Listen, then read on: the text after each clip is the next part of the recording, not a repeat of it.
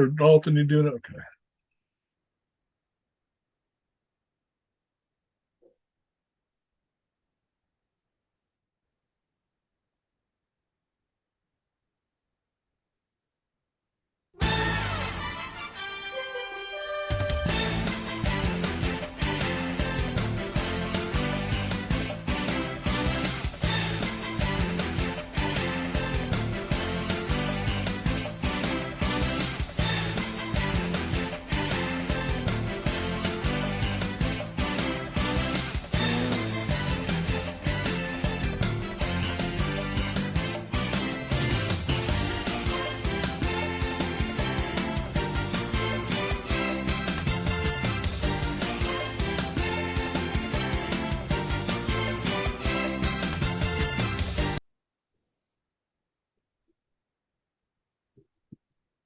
Uh, another team like we have this season. We've had no team come in with no losses this season. It came down to slim margins here in the selection committee, and it was a tough vote. We had well-rounded group of guys ranking these teams, and it was very tough. I can say, and I didn't even put in a ranking or anything, and I could tell you it was tough. But the Bulldogs deserve a one seed here. Only like the other two one seeds, one asterisk next to their name.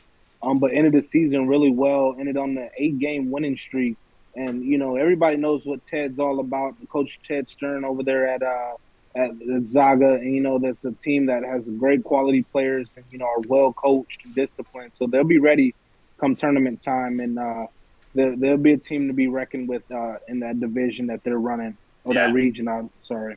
No, and they had some impressive wins this season. Really good Mm-hmm. job by Coach Stern over there. Did a Yeah. phenomenal job. I mean, Kareem DePant's probably Mm-hmm. up for a conversation around Player of the Year, averaging 17.3 points per game. The guy was Yep. putting up Again. threes. Yeah, again is right. So Gonzaga's going to be scary for whoever they face. So, but Mm-hmm. let's continue this on. Let's get into the fourth number one seed coming your way is going to be the North Carolina Tar Heels.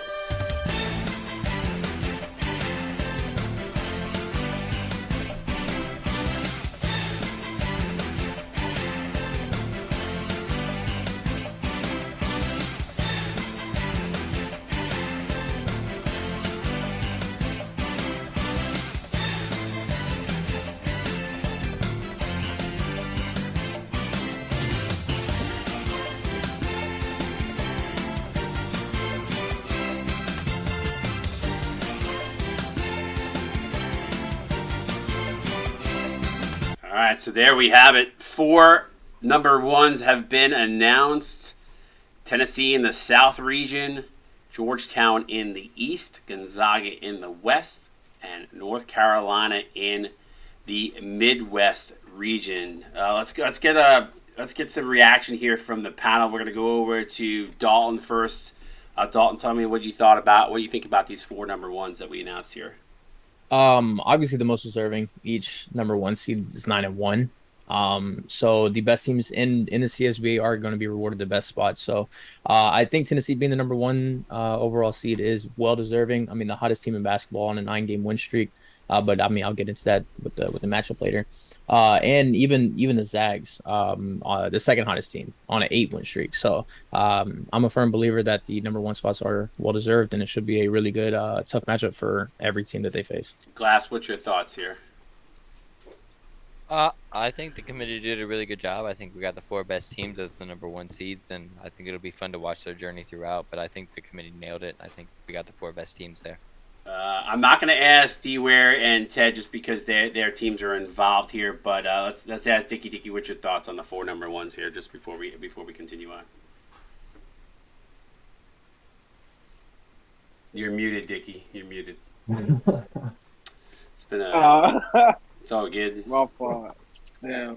No, I said I feel like these are very four deserving teams that deserve the one seed, and I think the committee got it correct with labeling these of the one seeds in each of these regions. So I'm excited to see which teams fall under which region and how this stuff starts to get spicy. I agree. Let's see who the Vols are going to face in the South region, and that is going to be the Villanova Wildcats. The Wildcats come in as an 8 seed, face the number 1 overall ranked Tennessee Vols.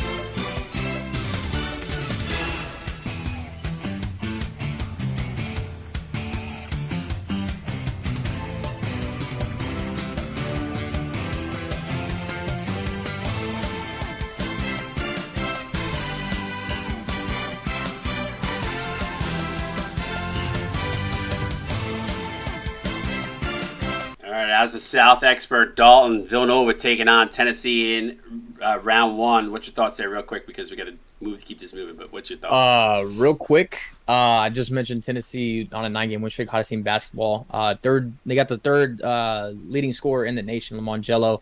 Dick, you mentioned that earlier. The only loss was to a really tough Miami team by almost 30, but they beat teams like Baylor, Florida, Kentucky twice, all by 25 plus points. So this Tennessee Vols team is looking to repeat, at least go back to the Final Four like they did last season. And on the other side, Villanova, their only win coming against Providence, but Providence is not a sleeper, obviously. But they've gone up against some really tough teams in Georgetown, Marquette, Pitt, Duke, USC, and Arizona State. Lost all those, and they were first on exit last season too. So it's going to be a really tough matchup for the Wildcats of Villanova.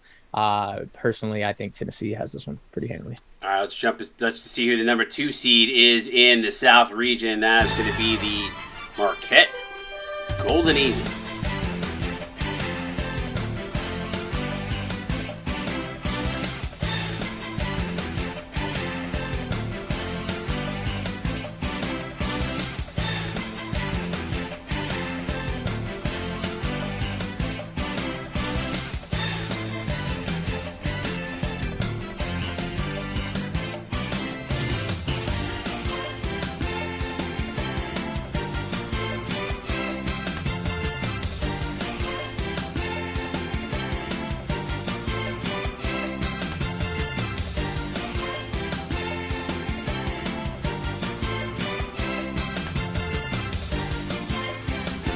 All right, so there you have it. Marquette coming in as the number 2 in the South region. Let's take a look at who they're going to face, and that's going to be none other than the Kansas Jayhawks,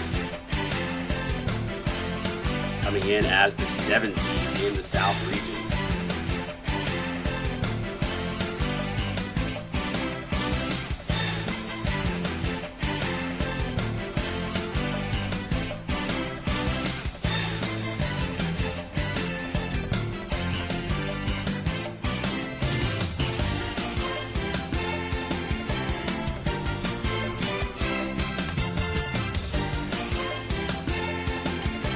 All right, so there you have it. Kansas coming in as in the 7. Take on Marquette. Dalton, real quick thoughts about that matchup right there, 2-7. Marquette, I have 10 contending teams in this field total. Marquette being one of them. This is a really, really tough region. Marquette being at a 2 seed, yes, they won their conference, but obviously not having that 9-1 record. 2 losses on the season to Pitt and Georgetown. Really close games though. Or is that 3? I can't even read my own handwriting, but they beat really good teams. Georgetown by 12, Pittsburgh by 49, Villanova, Wake Forest, Ohio State. They're really hot at the right time. They went to Elite 8 last season, looking to better that. And it's, like I said, a really tough region. But Kansas, your season 1 and season 2 winners of the entire thing. A little bit different this season, 3-6, coming on a 5-loss streak into the tournament. And they've lost to really good teams too: Texas Tech, Baylor, Oklahoma State, and Texas twice. But they do have CJ Green, which is the 10th leading scorer in the CSBA. So it's going to be a really tough matchup. Their only really good win was against Duke, and that was by 7. So Marquette looks really good, though. They're my favorite. All right, let's take a look at the 3 seed coming in, and that is going to go to the Illinois Fighting Illini.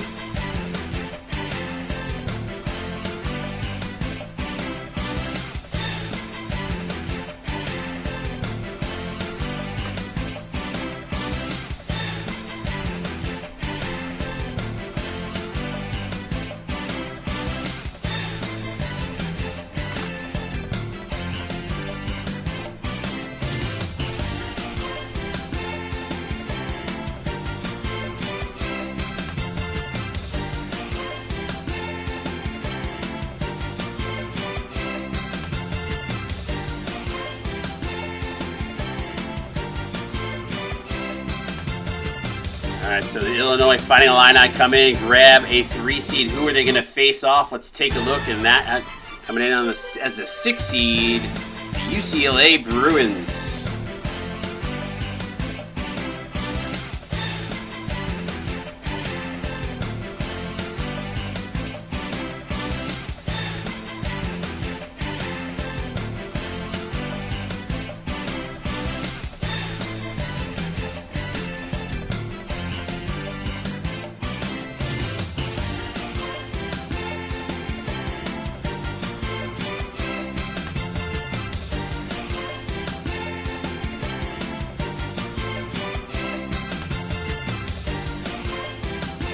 All right, so there you have it. The 6 seed going to go out to UCLA. Let's go to our resident Southern region expert, Dalton. Dalton, talk to me a little bit about this matchup real quickly. Wired, you're gonna hate me, but I have this one on upset alert. I think Illinois is too high rated. I hope I don't get fired for that, but I mean Illinois comes in 6-5. Obviously they lost in the in their conference to Iowa, but I mean they had that upset against Michigan and they beat Ohio State by 11. But I mean they've lost to Iowa twice, Michigan by 30, Gonzaga 25, and North Carolina by 7. So and UCLA is not a team to laugh at. I mean they beat USC, they beat Louisville, and they did lose to Gonzaga and Georgetown and Kentucky. But I just want to give a quick shout out to UCLA, a huge turnaround from the season before, 1-8, not even making the tournament, to 5-5 being a 6 seed. But I do have this upset alert. But Illinois, if they have anything going for them, Ricky Rowe being second in scoring in the CSBA, that's definitely a advantage for them. All right, let's take a look at the 4 and 5 seed in the South region. The 4 are going to go to none other than the Pitt Panthers.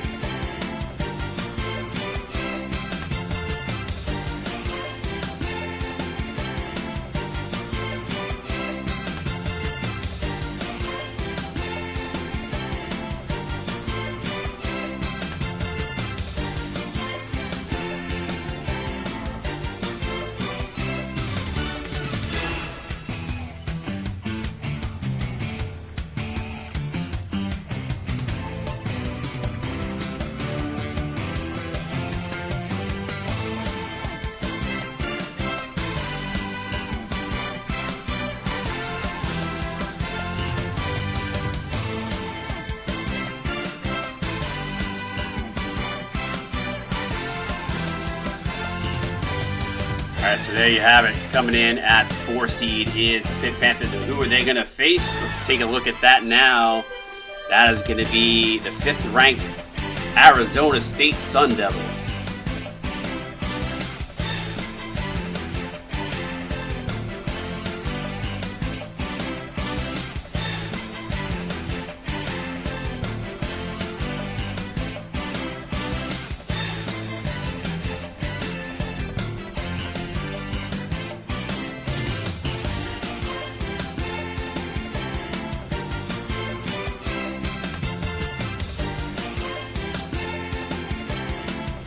All right, so there you have it, 4-5, Pitt versus Arizona State. Let's take a look at the South region. Dalton, talk to me a little bit about what you see here. Anything jump off the page for you? Obviously, you talked a little bit about these matches individually, but just really quickly, kind of give me your brief overall thoughts on this bracket.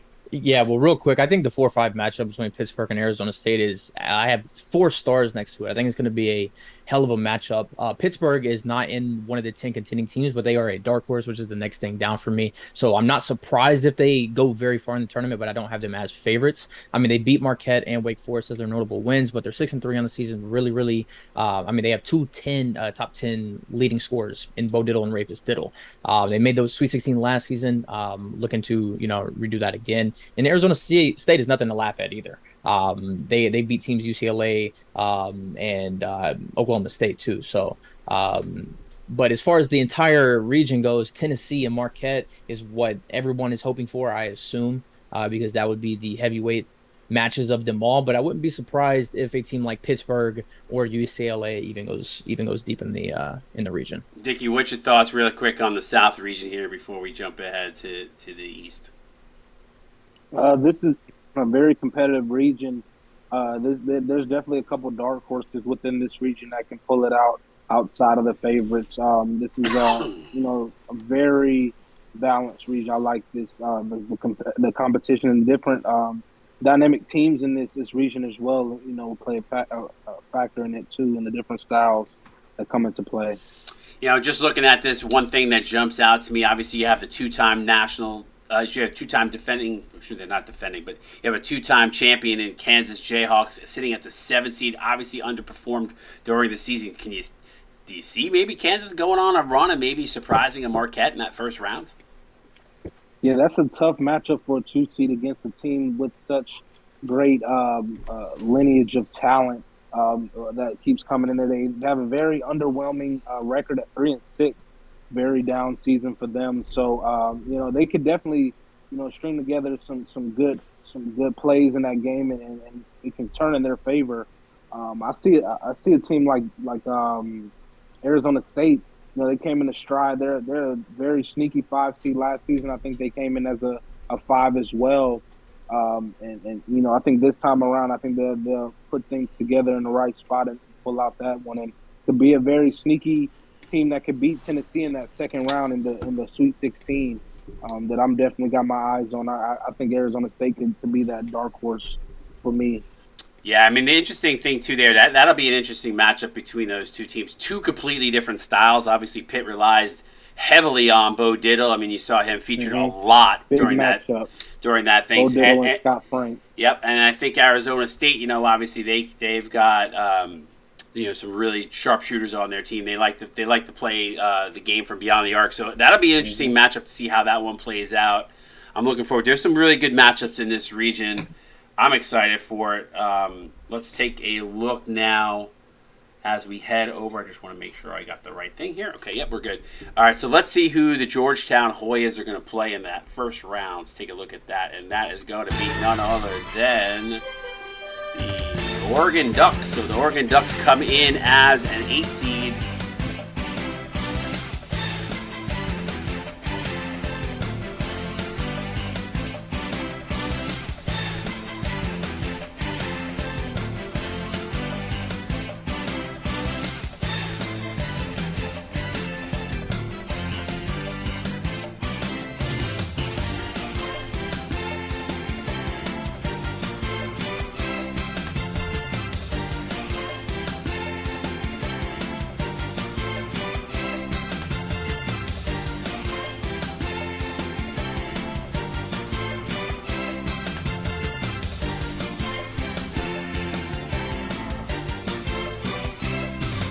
All right, so there you have it. Georgetown, Oregon in the first round. Let's jump over to our resident expert on the East bracket. Ted, talk to me a little bit about this matchup. What you think?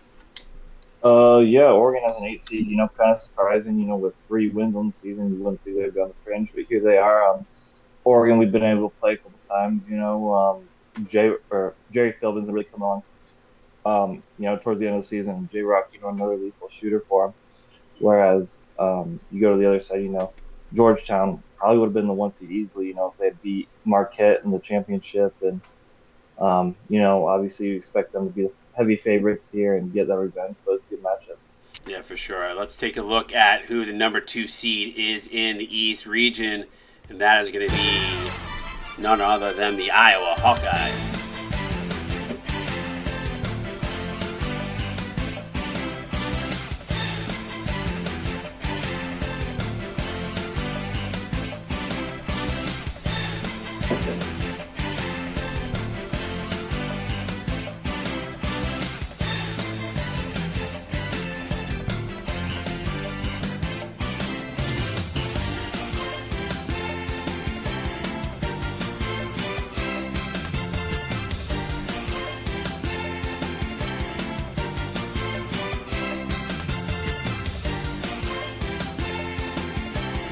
All right, so there you have it. Iowa Hawkeyes coming in as a 2 seed. Who will they face off against? We'll right to that right away here, and that is going to be none other than the Louisville Cardinals.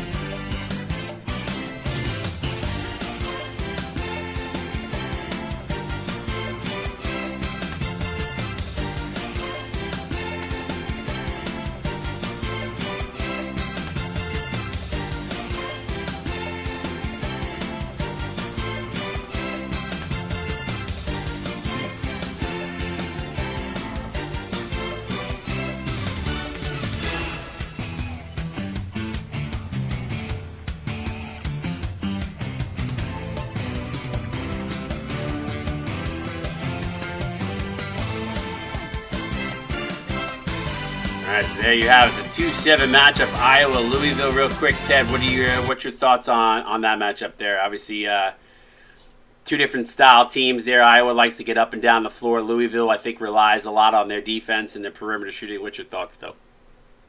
Yeah, Louisville for sure defense. Obviously the biggest win coming against us here at Zaga. Kita might be freshman of the year, averaging a double over there. And then on the other hand, Iowa winning the Big Ten championship, just dropped the game to OSU, but led by Pax. Alpaca is also averaging a double himself, and their defense also in transition is insane. So probably a low scoring game, but it should be a really good one as well. Yeah, Pax needs to make his guy not have a pack in it because we all call him Pax and Alpaca. And how many times I've called Paca and Pax in the same game? It's been insane. But yet, on point there with your thoughts. Let's look at who the number 3 seed coming out of the East region is going to be, and that is going to be none other than the Baylor Bears.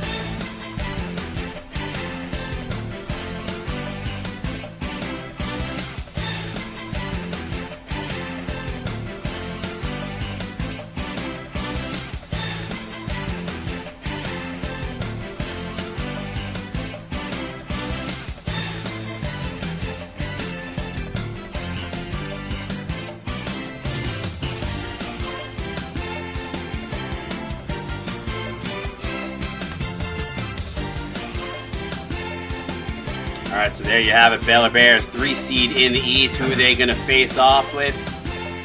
The number 6 seed, Cincinnati Bearcats.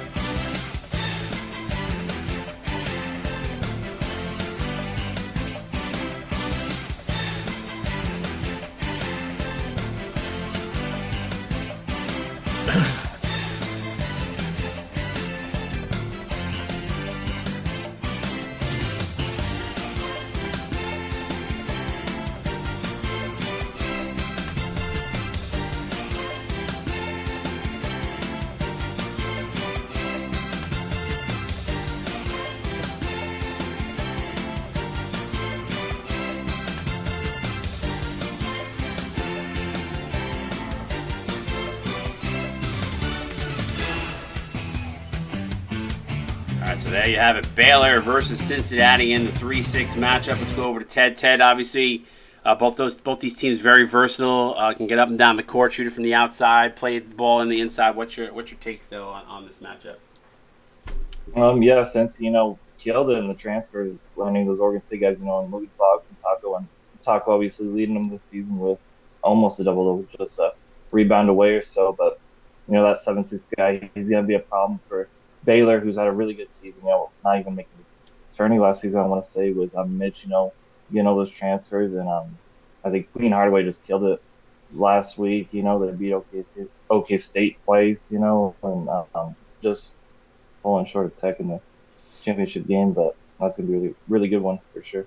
Yeah, for sure. Let's take a look at the 4-5 matchup and the number 4 seed coming in on this East region is going to be none other than the Florida Gators.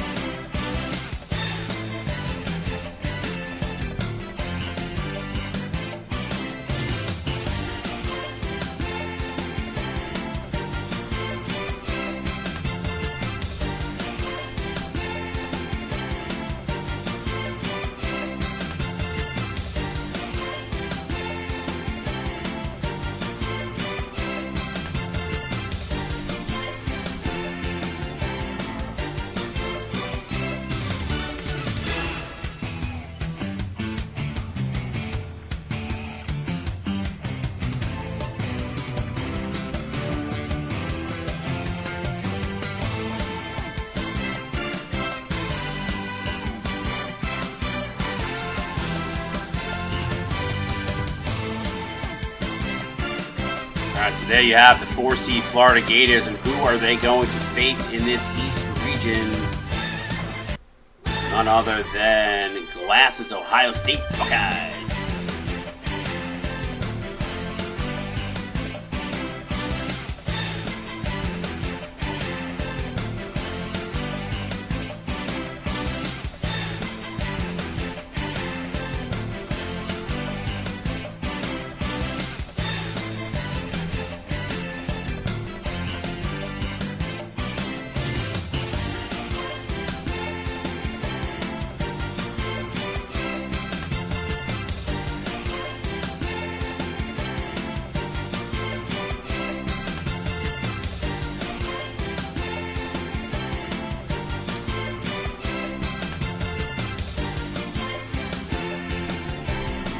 All right, so there you go. 4-5 matchup. Florida Gators against the Buckeyes. Let's go back to our resident guru here really quickly. Give us a breakdown of this East region here, Ted. What you see in that matchup Yeah, man. as well.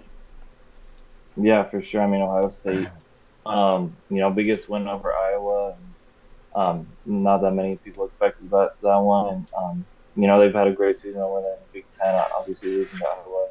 No, sorry, but falling to Iowa in the Big Ten Conference title game in that rematch. But led by Kendrick Profit, 11th in scoring in the league, averaging a double-double, 7-6. And Florida's definitely going to have their hands full with him, led by Luigi Medici for sure, the senior in his last year, Florida, winning the SEC tournament last year, being a 2 seed, but didn't quite go their way against Kentucky in the semis here. So, we'll see if they can turn things around quick. That's a heck of a 4-5 matchup. Before I throw it over to Dickie, is there any matchup here or anything that really is that you're excited about, or maybe a dark horse coming out of this conference? Or this region, rather? I mean, the top 2 seeds are so strong. I don't think we'll see any upsets there, as good as Louisville is. But, man, Cincy's got talent. They landed a ton of transfers, just like Baylor. But my favorite's got to be the 4-5 still, Glass versus Kyler. 2 great coaches here for quite a few seasons now, and could go either way, in my opinion. Yeah, Dickie, what's your thoughts on that region? That's a very good region, a very balanced region. A lot of storylines within that region. A lot of teams with coming in at different points in their CSBA journeys. A potential for Pax to play his old team, and barring no upsets. The team he formerly coached, there's Elite Eight date waiting on both of those teams. But there's Baylor, who I have a faith in, that can make some noise and could possibly pull off an upset against the Iowa Hawkeyes in that second round if Iowa was to get past the 7 seed. So this region definitely has some spice to it too. I'm a big fan of the Baylor Bears out of this region. Yeah, the committee did a good job, and it really came out nice the way this all shook out. I think a lot of people in the stream chat are talking about how tough this East is, but I mean I think as you guys will all look across all these regions, you're going to kind of say there really is no easy region. I'm sorry, it's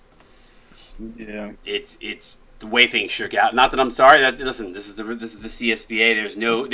There's no off nights in the CSBA, as you know all too well. So, all right, let's take a look at the West region. Let's see who the Gonzaga Bulldogs are going to face in the first round, and that is going to be the Alabama Crimson Tide coming in as a number 8 seed in the West.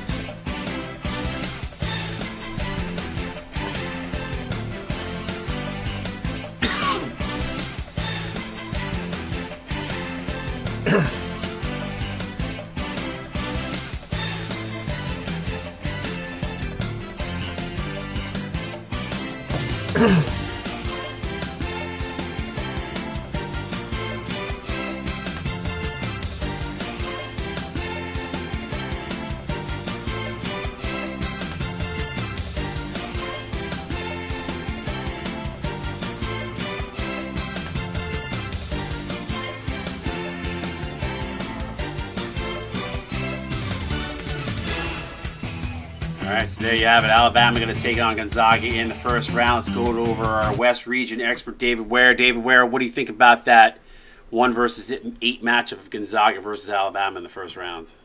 Well, I've got to say Roll Tide. I mean, I can't not say it. Gonzaga, the conference champions, looking good. They definitely are the heavy favorites. I think it's going to be an interesting matchup. It's a small forward in this, though. Looking at Sterling Stern and Joshua Sharon, both of them are really big leaders on their teams. And Joshua's been a guy that's really helped Alabama when they've been at their high points. If he has a solid game, Gonzaga better be ready because they have been known to have some first round and second round upsets before. So Alabama could sneak one in. For sure. Let's take a look at who the number 2 seed coming into this West region is going to be, and that is going to be none other than the Miami Hurricanes, coming in as the number 2 in the West region.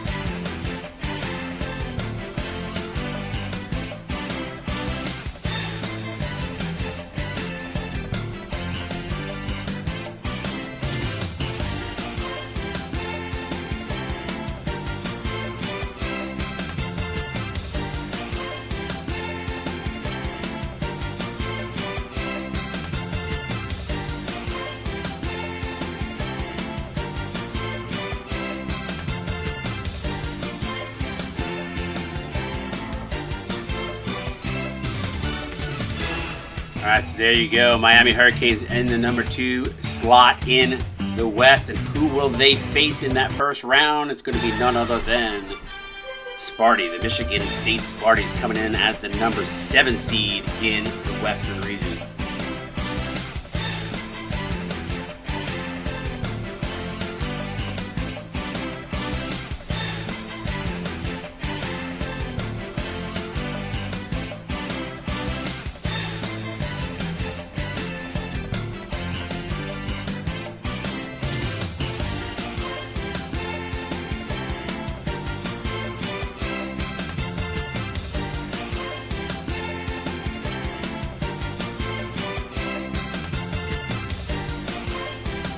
Back to our resident Western Conference expert, David Ware. Nighthawk just said Baron Thomas is going to be watching Michigan State play Miami. What's your thoughts there on that game there? Miami, Michigan State 2 versus 7. Yeah, I mean, on paper, it looks like, Miami 8-2 definitely has the advantage. Even at 2-7, though, Michigan State, the only negative 91 on point margin this year. Over the course of the whole season, though, that, 1 or 2 bad games could really add a lot to that. So I think they've played a lot better than what the record shows. And watching the forwards play in this, Randall Thor, Nicholas Williams, they're going to be fun. But one thing about Miami in this tournament, especially in this bracket, in this region, they are the most experienced team when it comes to a record against everybody in this region. They're 13-3 against this region as we get in the rest of the team. So they're looking like they're going to be a pretty dangerous team in this region. Yeah, Connor's done a really nice job at Miami. Matty P's done a nice job at Michigan State taking over a program and getting them in and getting them in the tournament here as the 7th seed. It'll be interesting to see. There's some interesting matchups that shake out in that one.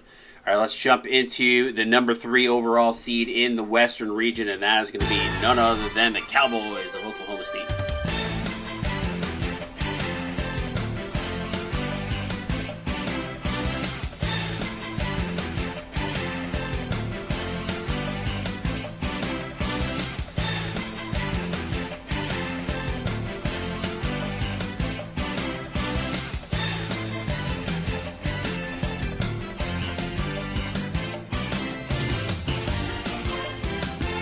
Just like the way they are on the court. Quick graphics there by Oklahoma State. And who are they going to face in the first round? None other than the Syracuse Orangemen. So a whole lot of orange in that game between Oklahoma State and Syracuse.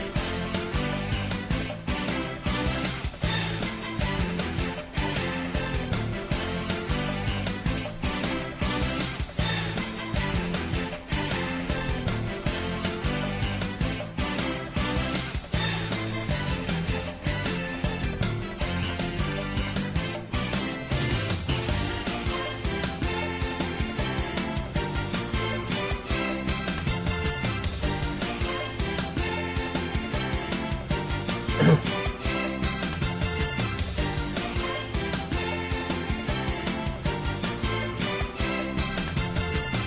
right, so there you go. We're going to go over to our resident expert in the West Conference, back to D-Ware. D-Ware, Syracuse, known as the upset killers, Oklahoma State, veteran coach and B. Mills, solid teams on both sides of the court. We've seen Syracuse make deep runs. What's your thoughts on this 3-6 matchup? Well, what about a storyline? Syracuse in the CSBA has played 75 games. Their very first game was against Oklahoma State, and it's the only time they've played. Oklahoma State did get the win, so long time coming for this rematch. Csba's been looking forward to this one. You can never overlook Syracuse. I mean, they're always a team that's going to be dangerous. They can always make the runs. Csba is one of the best game planners in the league, so it's going to be an exciting matchup. But it is fun to see Oklahoma State back at the top. I think it was season 4, season 5, they were number 1 seed, and so they're climbing back up and getting back to Oklahoma State basketball. But it's going to be a fun matchup for sure. Senior Jason Snyder and center Rakia for Oklahoma State. Probably butchered that name as Ted's laughing. So, but I think it's going to be a great matchup. And these two teams against each other. These two head coaches, you never know what's going to happen. Yeah, for sure. Good to see B. Mills got these guys taking a positive step back forward. Obviously, last season was a little bit of a rough and tumble season for them, so good to see them back. And obviously, Csba always doing what Csba does with his teams, able to go far and dance on. So we'll see what happens with that game there.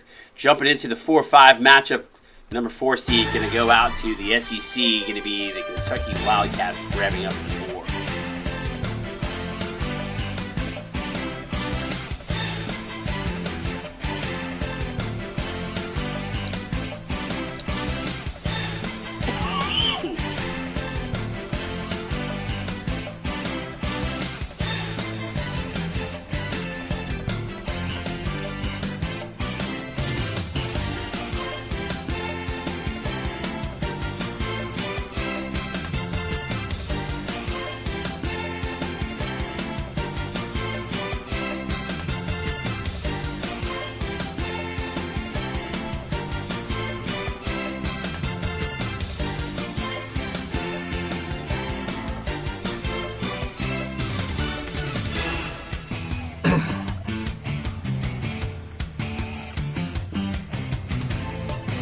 All right, so there you have it. The 4 seed going to go to the Kentucky Wildcats in the Western region. And who are they going to face in the first round? Let's take a look at the 5 seed.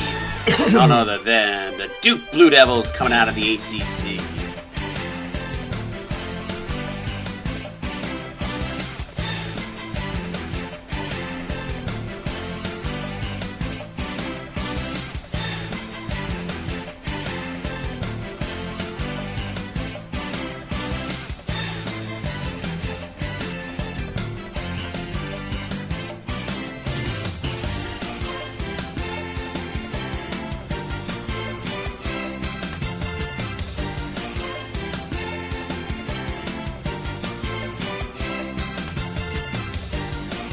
All right, so there you have it. 4-5 matchup. It's going to be Duke and Kentucky. Kentucky and Duke, rather. Let's take a look at the region. David, break us down a little bit about that 4-5 matchup, and then give me your overall opinion of the West region. Yeah, it's actually a really interesting matchup. Kentucky being the 4, they actually have a negative point margin on the season at negative 58. Duke is actually plus 45, a 1-game difference in the record. So, this is one of those games. I know a 4-5 matchup really isn't a huge upset situation because both those teams are so close. But I do think this is a game where the lower seed has a high chance to get the win.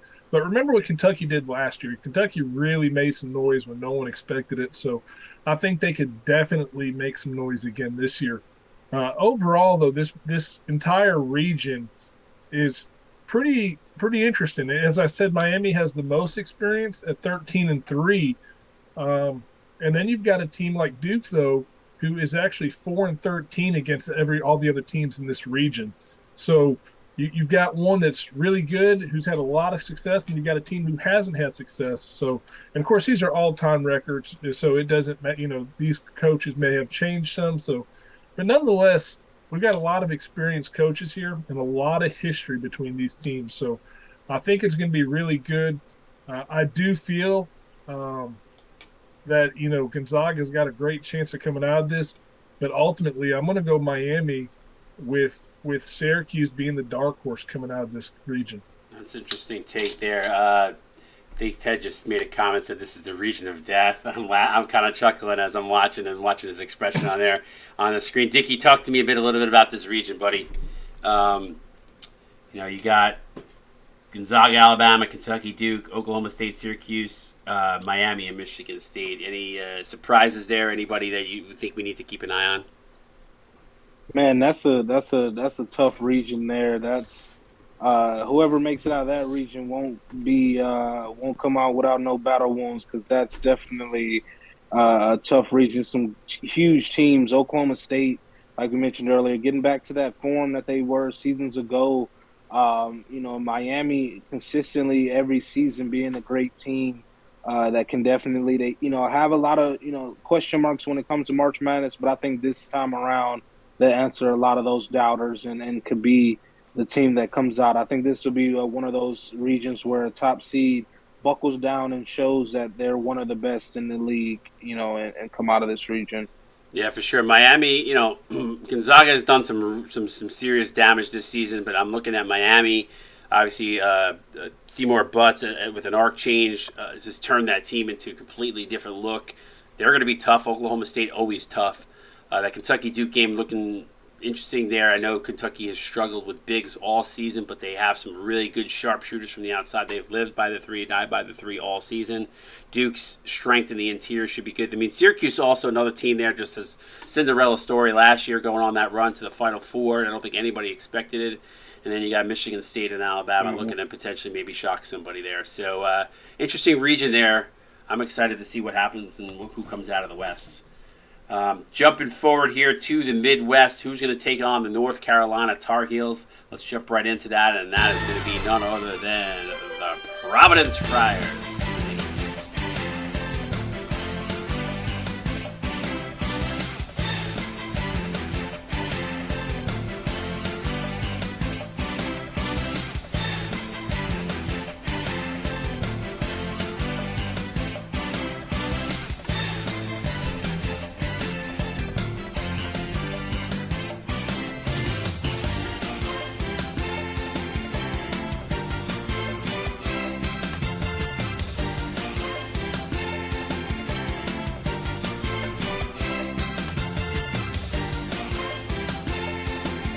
All right, so Providence, you're coming in as your number 8 seed, going to face North Carolina in the first round. I'm going to jump over to my boy Glass. Going to talk to me a little bit about this Midwest region. He's our expert in this bracket. North Carolina, Providence. Providence sneaks in, coming in as the 8 seed out of the Big East.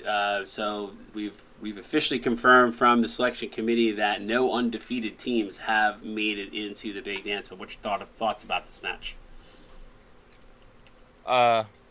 I think it'll be a tough matchup for Providence. UNC was a 1 seed last year. Obviously, it was a different team, but UNC brings a lot of firepower. Cam Adebayo is a guy that you have to keep an eye on. Jacoby Mamba, Matthew Demeans, Dennis Demeans, Matthew Norris. So many guys on that UNC roster. I think it's going to be hard for Providence to keep up, but if they can get Sky Bolt integrated into the game, I think they have a chance.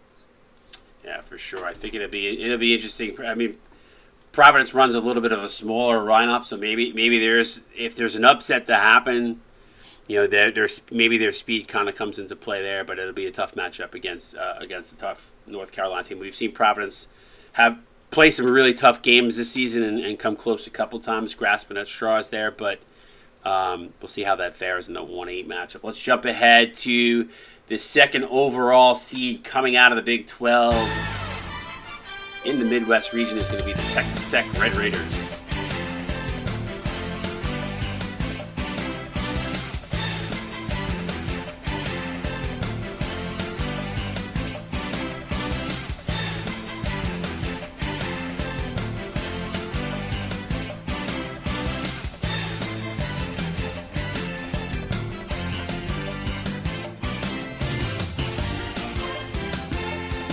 All right, so the Red Raiders coming in as a number 2 seed. Who are they going to face in the first round? Coming in as the number 7, the LSU Tigers out of the SEC.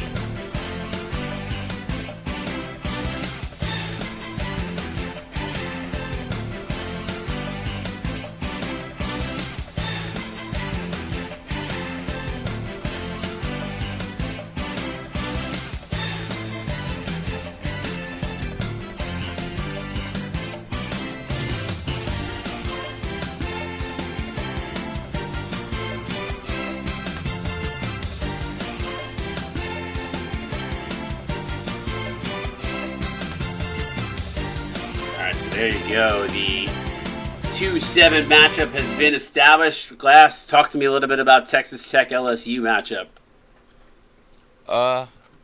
Two guys to definitely keep track of on LSU, Rack Jones and Mississippi Rivers.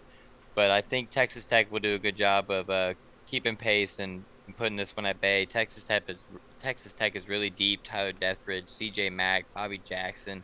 Just another one of those matchups where it kind of feels like it's going one way, but it would not totally surprise me if guys like Rack Jones, Mississippi Rivers went off and made this a little closer than it looks on paper. Yeah, for sure. I think LSU is going to need some big games out of them. We saw some exceptional performances from throughout the season. Texas Tech has just been steamrolling teams of late, so LSU is going to have their work cut out for them. But listen. No better time to start your legacy by taking down and chopping the legs off of a Texas Tech. So LSU's going to have their work cut out for them, but we'll see how that all plays out. Jumping into the number 3 seed coming out of the Midwest region, that is going to be none other than the Michigan Wolverines out of the Big Ten.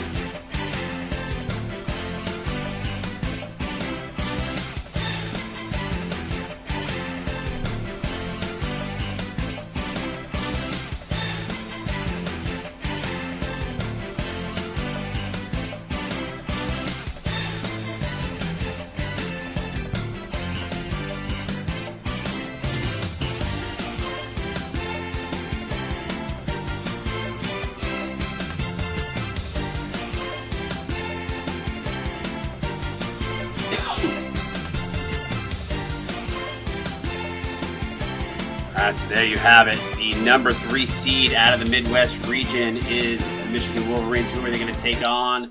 None other than the Demon Deacons from the ACC, coming in at the 6th seed out of the Midwest region.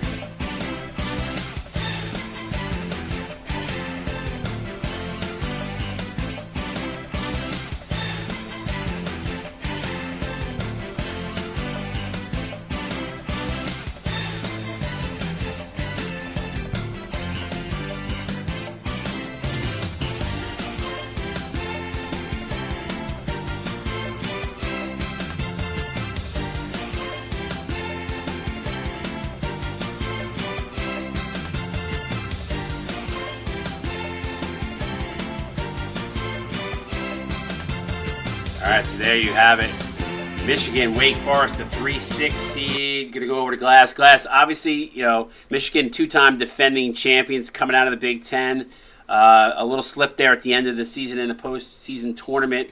I think cost them a higher seed. Wake Forest coming in on a winning streak, going into the one game that they lost right there at the end, but they played some teams tough. They faced North Carolina. They lost a close one. They had a couple wins down the stretch.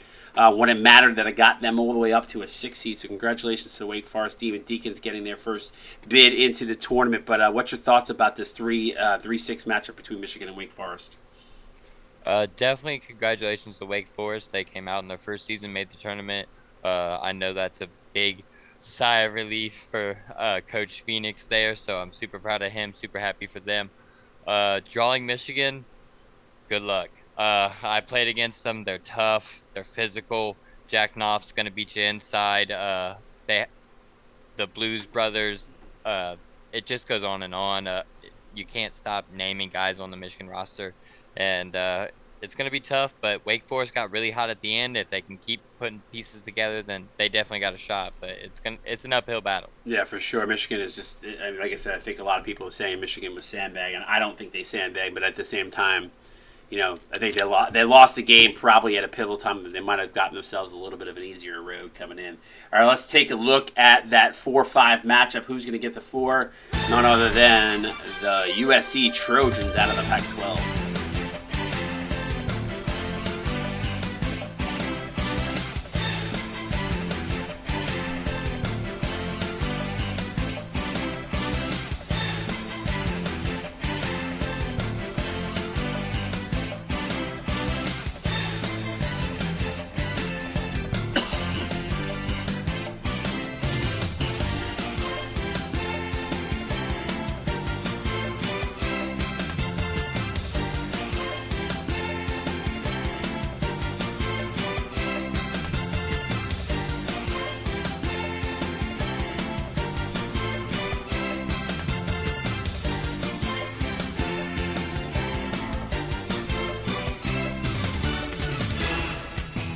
There you have it, the 4 seed of USC coming out of the Pac-12 in this Midwest region. Who are they going to face? The number 5 seeded Texas Longhorns coming out of the Big 12.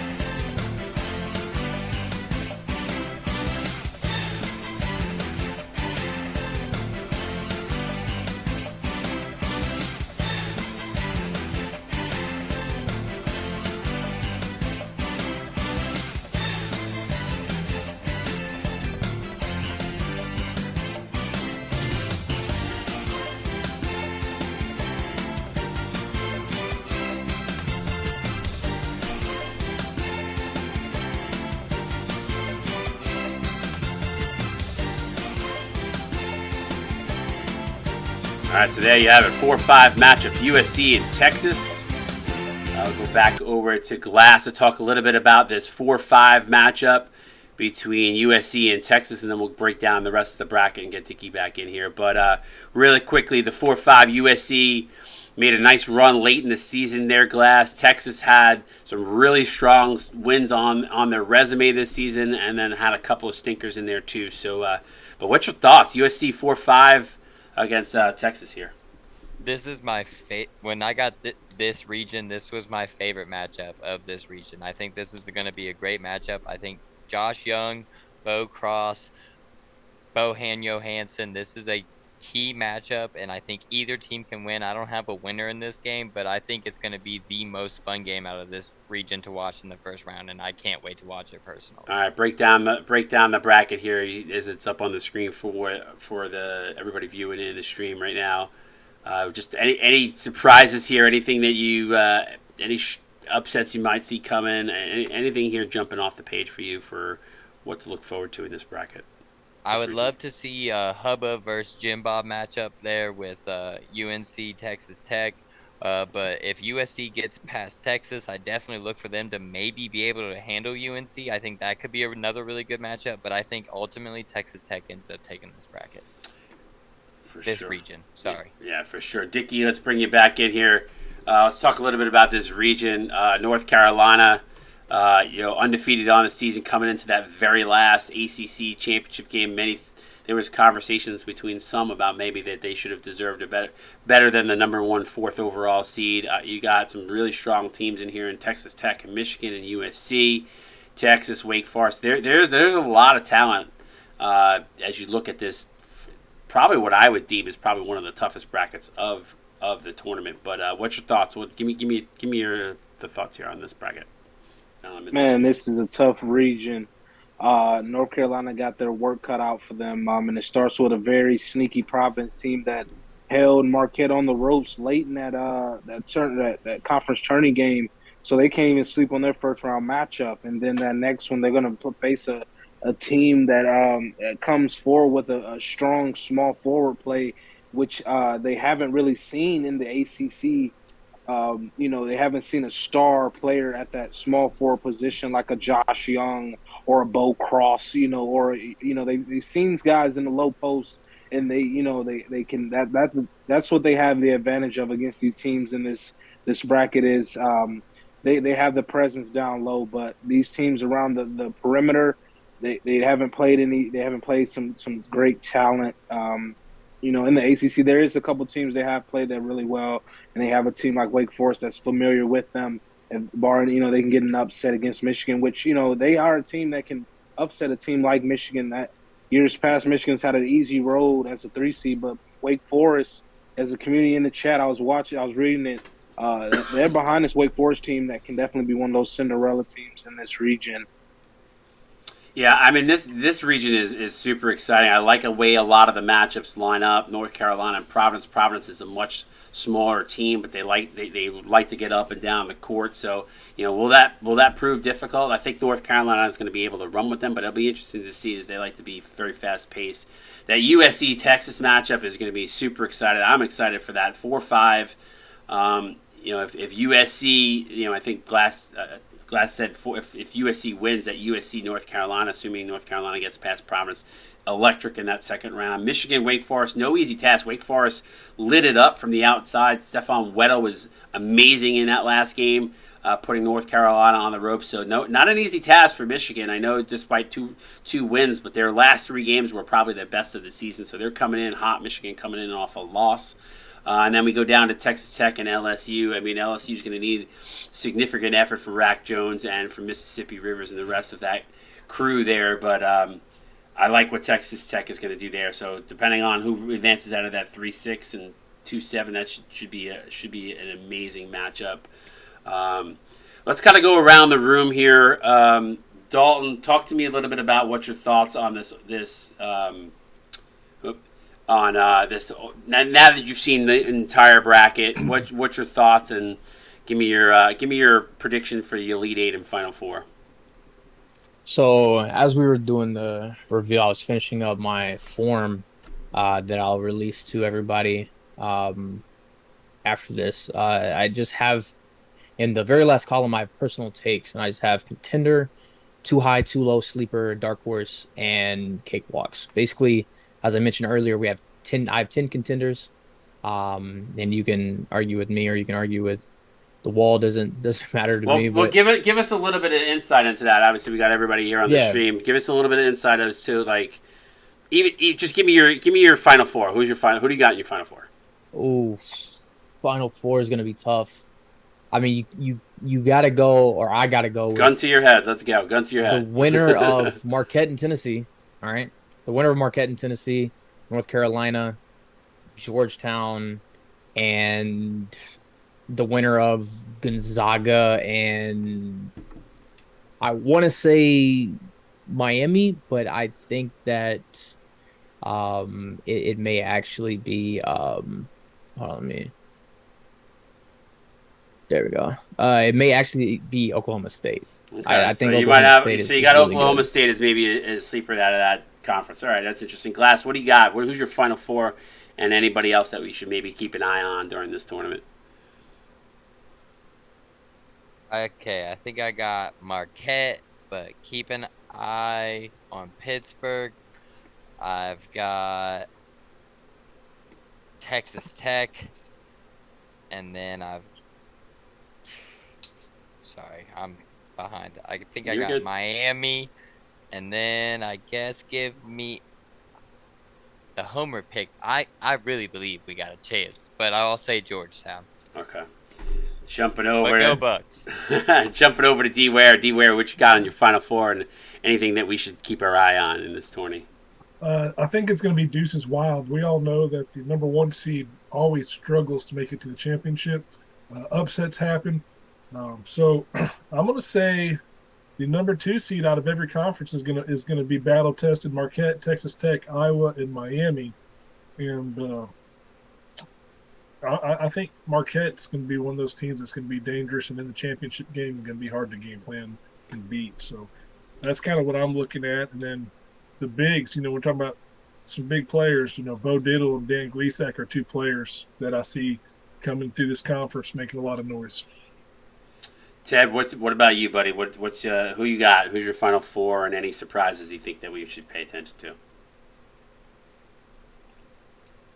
You're on mute, bud. It's all good. My bad. You're good. Don't worry about it. It's all good. Give me Tennessee, although I mean definitely gonna be them and Cat, I think. Give me Georgetown. I think it's gonna be Miami as well. That's what everyone else is saying. And Man, I want to go Texas Tech as well. I think USC could also make a run in that section too, though. For Tech sure. gets it. For sure. Let's go over there. Go over to Dicky. Dicky, who you got in this, man? And then who should we keep an eye on? Is there any surprises out there that you think that might happen here? And give me your Final Four predictions. Man, keep an eye on. I would say Duke. They've been had some tough losses against teams they should have probably beat. I think they're going to tighten up. I mean, they do have the leading scorer in the CSBA and Russell Sprouts. Right, exactly, and I think that Will is the better twin anyway. So Uh-huh. that's an easy dub in the Sweet 16. You gotta see Ted's expression on that one just to see because Yeah. Yeah, Whatever. so I think I'm gonna go my Elite Eight. I'm gonna go out of the South. Give me ASU, Marquette. Um, in the East, uh, give me Georgetown, Baylor. Uh, in the West, I'll take Duke, Oklahoma State, and then out of the South, I'll take you mean USC. the Midwest. You mean Oh, Midwest. My bad. What did I say? you said No, it don't South? matter. It's okay. Sorry. It's shaken up because you used to see the South from the bottom. So it's okay. Yeah, so the Midwest. Midwest. Give me USC, Texas Tech. I think Texas Tech has proved, the finger bang gang. We're gonna we're gonna ride that out. They're gonna win that. They're gonna win. I love it. I love it. Too Yeah, funny. I'm rocking with them. And I got them winning that and making it to the Final Four against Marquette. And then I got Texas Tech making it to the final and then I got Baylor making it to the Final Four and the turnaround season, a great storyline for Mitch. CSB is all about storylines. So that's going to be a good one. And then Will's going to show Ted how to do it and make it to the Natty. And I'm taking Duke all the way.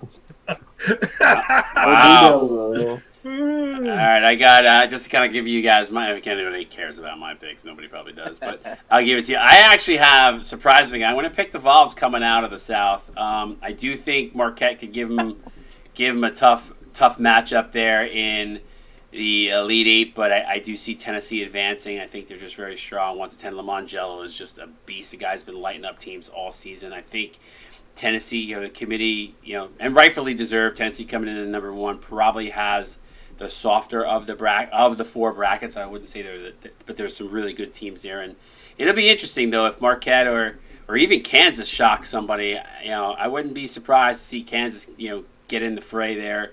Obviously, they've underperformed all season. This is Lover of Tech's last season as the Kansas Jayhawks, so he's going to have something to say there. As we jump over to the East, I really like Baylor coming out of the East. I got to be honest. The 3 seed has played teams strong, and they've gotten better as the season. They've had a couple little speed bumps, but if Mitch relies on his partner in crime there, Big Dog, for some advice on some coaching strategies, I could see Baylor moving on. He did a really good job pulling in a lot of the guys from the Ohio State and the transfer portal there. Georgetown, obviously, and Iowa are just so strong. It'll be interesting to see how that shakes out, but I really do like Baylor coming out of the East.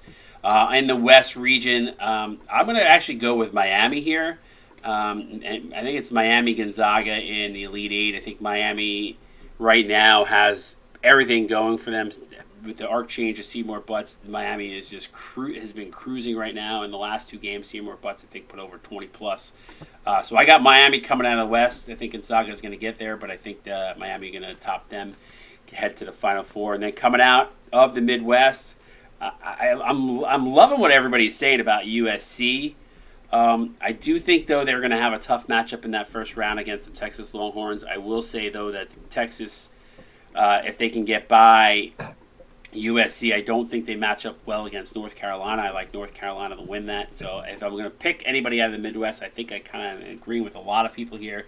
The Red Raiders have just been so solid all season. I could see Texas Tech getting to the Elite Eight and potentially getting to the Final Four. It'll be interesting to kind of see if it ends up being USC, North Carolina though in that second round matchup, assuming Providence loses to North Carolina.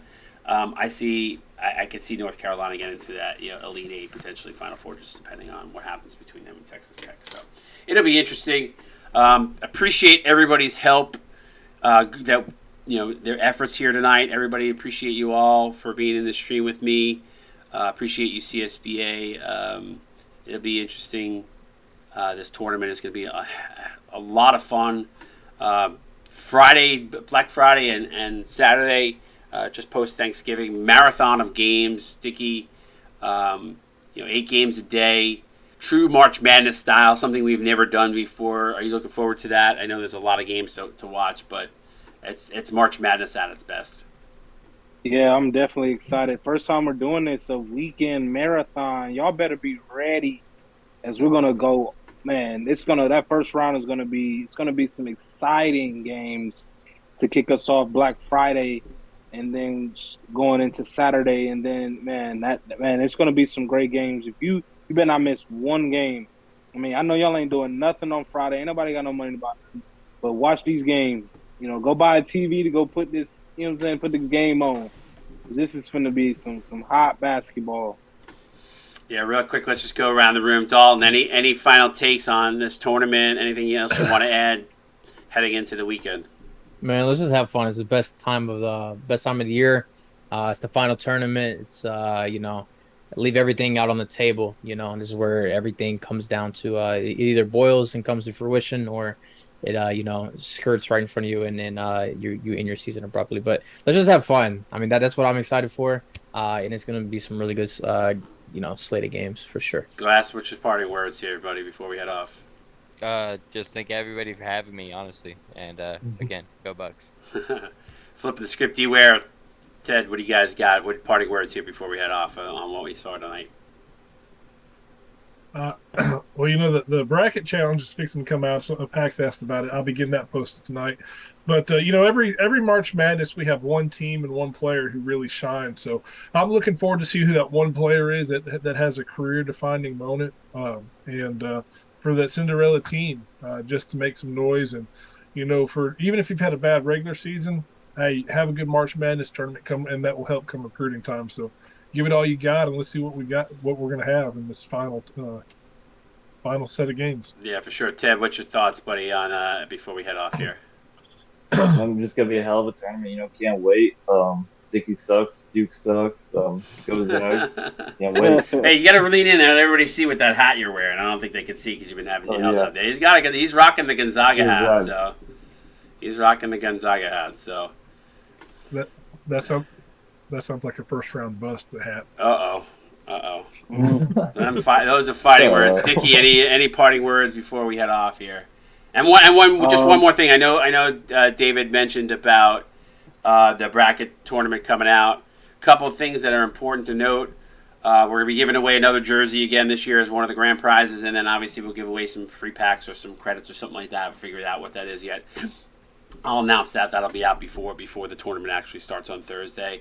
And then one other thing, obviously, just want to say thank you guys all for the support, both not only today and all season long. It's important to remember, just for Saturday and Sunday games, make sure coaches have all your game plans in for both rounds of games, Saturday and Sunday, on Tuesday night by 11 p.m. Just a reminder there, because obviously Thanksgiving is on Thursday, so we want to make sure that we have enough time to get everything and nobody is having to work on Thanksgiving Day. We can be prepped and ready to go on Friday for the marathon of games. And then secondly, same thing goes for the store. You can buy up to 11 p.m. on Tuesday night if you decide if there's anything you want to pack up, or badges or whatever.